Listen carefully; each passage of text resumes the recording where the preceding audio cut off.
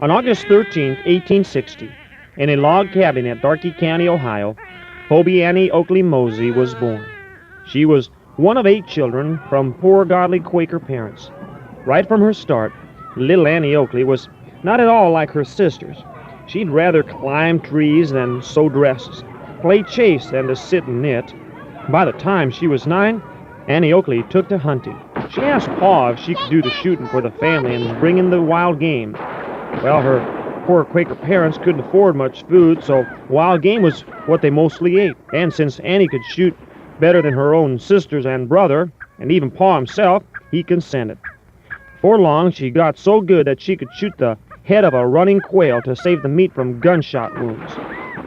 Her God-given skill helped her family survive during hard times.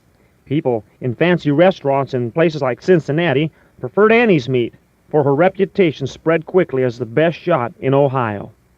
In 1875, when Annie was 15 years old, she entered a shooting contest and won against sharpshooter Frank E. Butler, a vaudeville performer. Mr. Butler was so impressed, he came up with the idea of having them team up and do a shooting act. Within a few years, they were married, and remained faithfully married for over 50 years, despite fame and some fortune. In 1885, Annie and Frank joined the famous Buffalo Bill Wild West show in Louisville, Kentucky. Annie quickly stole the show, which started her travels all over Europe and the United States, making her famous. Little Annie Oakley was nicknamed Little Missy by Buffalo Bill. She was only 5 foot tall, had long brown hair, and a pretty little face. She wore Western clothing that she herself sewed. And her blouse, well, that was adorned by all the medals that she had won for her marksmanship. Audiences came to see her shooting playing cards held edgewise by her husband at over 90 feet away.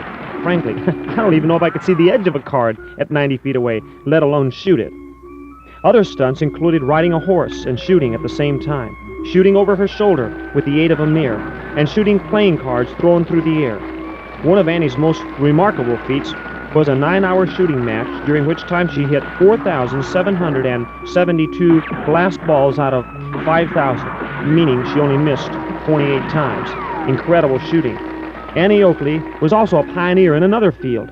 Did you know that she did the first pantomiming for a motion picture camera? On September 24th, 1894, she pantomimed her shooting act for none other than Thomas Edison, who used an early form of the motion picture camera, producing the first Western ever made. At 62 years of age, Annie could still shoot and astound those watching. In fact, once in 1922, a personal friend and prick shooter named Fred Stone, living in his Long Island home, invited Annie and her husband Frank to spend some time vacationing. One day, Fred Stone invited some of his baseball friends over for the afternoon. After showing off his skill with a new shotgun, he handed his automatic shotgun to 62-year-old Annie. Mr. Stone threw up 5 targets into the air at one time, and Annie blasted them all to pieces before they hit the ground. Man, the baseball players were dumbfounded, not knowing it was Annie Oakley, asked Fred if that was his mother. Fred just smiled and said it wasn't. Yes, Annie Oakley was a remarkable girl and woman. She seldom missed the mark that she aimed at. Besides aiming at targets, did you know that these are some of the things that she aimed at? At being a good wife, at being a loving person, and above all, a godly woman. Her Bible was left well underlined and marked, much like modern Christians do today, so I won't be surprised if I see Annie Oakley in heaven someday. What are you aiming for in life? There was a man back during the days of the Apostle Paul that quit aiming and lost his heavenly sight. Instead of the target of aiming towards heaven, he missed his mark because he put his sights on earth. It says in 2 Timothy 4:10, Demas has forsaken me, Paul is writing this, having loved this present world. Listen, little pilgrims, you can't set your sights on 2 objects at one time. You'll miss both. That's just common shooting knowledge. There are all kinds of things you can aim for. Let's take, for example, this short list in Philippians 4:8.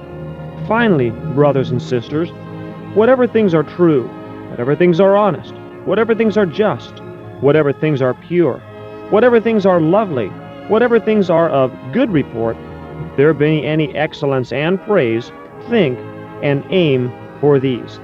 Now you got something to get started on.